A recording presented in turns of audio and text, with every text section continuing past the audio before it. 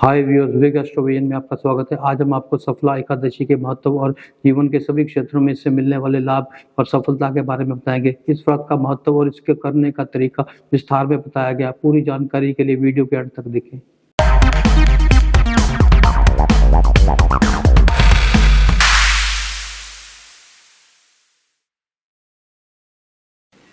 हर महीने की 11 तारीख को एकादशी होती है, लेकिन पौष मास के कृष्ण पक्ष में सफला एकादशी होती है। यदि हम इस दिन उपवास करते हैं तो हमें जीवन के सभी क्षेत्रों में सफलता मिलती है। जैसा कि नाम से पता चलता है, इसका अर्थ है व्यवसाय, कैरियर या शिक्षा में सफलता। गरीब या अस्वस्थ लोगों को दान देना चाहिए। किसी के घर से खाना ना ले और ना ही अपने बाल या नाखून काटे। प्याज या लहसुन से बना भोजन नहीं खाना चाहिए। इस दिन चावल का उपयोग ना करें। सुबह जल्दी उठ कर पानी में हल्दी डालकर स्नान करें। पीले रंग के वस्त्र पहने जो विष्णु जी को पसंद है।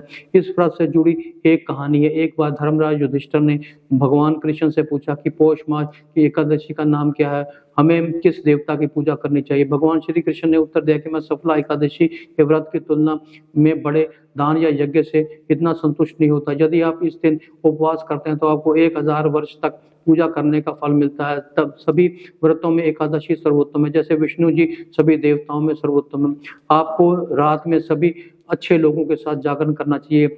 तब भगवान कृष्ण ने सफला एकादशी की कहानी सुनाई। चंपावती नाम का एक स्थान था जो राजा महेश्वत की राजधानी थी। उसके 4 पुत्र थे। उसका सबसे बड़ा पुत्र हमेशा बुरे कामों में लिप्त रहता था। वे धूम्रपान, शराब पीने और स्त्री गमन में लिप्त रहता था। वे देवताओं को भी अपशब्द कहता था। उसके बुरे कामों को देखकर राजा ने उसे लंपक कहने लगे। उसके भाइयों ने उसे राज्य से निकाल दिया। वे एक जंगल में चला गया और उस जंगल में रहने लगा। जंगल में वे पूरे राज्य को लूटने लगा। एक दिन जब वे राज्य को लूटने आया तो सैनिकों ने उसे पकड़ लिया। जब उसने सैनिकों को बताया कि वो राजा का पुत्र है तो सैनिकों ने उसे मुक्त करने पर मजबूर होना पड़ा। वे फिर से जंगल में वापस आ गया।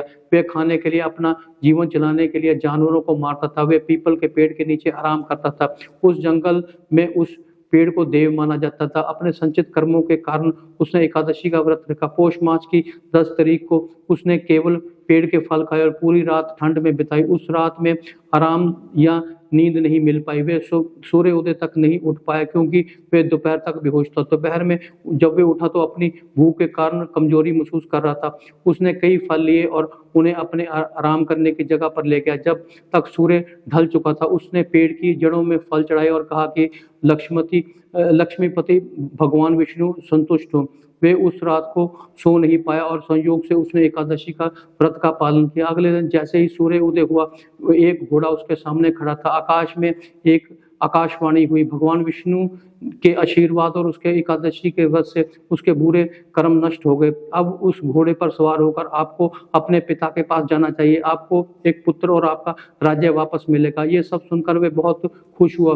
तुरंत वे अपने पिता से मिलने गया। उसने अपने पिता को पूरी कहानी सुनाई। जब उसके पिता को अपने बेटे को पूरी तरह से बदला हुआ देखा तो वे भी बहुत खुश हुए। उन्होंने राज्य अपने बेटे को दे दिया और वे जंगल में चले गए। उसने 15 वर्ष तक शासन किया। उसने एक पुत्र हुआ। जब उसका पुत्र बड़ा हुआ तो उसने राज्य छोड़ दिया और अपना राज्य अपने बेटे को दे दिया और वे जंगल चला गया। वे भगवान श्री कृष्ण के करीब चला गया जहाँ किसी को दर्द महसूस नहीं होता। जो कोई भी सफला एकादशी का व्रत पालन करता है वे अपने जीवन में खुश दिखता है और अंत में मोक्ष प्राप्त करता है। तो इस साल एकादशी 14 दिसंबर को शाम 6:50 से शुरू होगी और 15 दिसंबर सोमवार को रात्रि 9:19 पर समाप्त होगी। तो उपवास 15 दिसंबर को रखा जाएगा। ब्रह्म मुहूर्त सुबह 5:29 से 6:17 तक होगा। सूर्य उदय 7:04 पर होगा और सूर्य अस्त शाम 5:39 पर होगा। पूजा करने का समय 5:44 सुबह से लेकर के 7:06 सुबह तक होगा। शाम को पूजा का समय 5:24 से लेकर के 6:48 तक होगा। राहु काल सुबह 7:30 से लेकर के 9 बजे तक होगा। द्वादशी 15 दिसंबर को रात्रि 9:20 से शुरू होगी और 16 दिसंबर को रात्रि 11:57 पर समाप्त होगी। 16 दिसंबर 2025 को ब्रह्म मुहूर्त सुबह 5:29 से 6:17 तक होगा। सूर्य उदय सुबह 7:05 पर होगा और सूर्यास्त शाम 5:39 पर होगा। सुबह पूजा का समय 5:45 से 7:07 तक होगा। राहु काल 3 बजे से 4:30 बजे तक होगा। 16 दिसंबर 2025 को हरिवासर का समय लगभग 4 बजे समाप्त होगा। व्रत पूर्णिमा मुहूर्त सुबह 7:05 से 9:11 तक होगा। मुझे उम्मीद है कि ये जानकारी आपको अपना उपवास सफलतापूर्वक करने में मददगारी होगी। अंत में, वीडियो के अंत में मैं यही कहना चाहूँगा कि अगर आपको मेरा वीडियो पसंद आए, शेयर करें, लाइक करें, चैनल को सब्सक्राइब करें तथा बेल आइकन का बटन दबाना ना भूलें, ताकि वीडियो की नोटिफिकेशन समय-समय पर हम आपके मोबाइल पर पहुँचते रहें और हमें भी अच्छे-अच्छे वीडियो बनाने के लिए प्रेरित होते रहें। Thank you.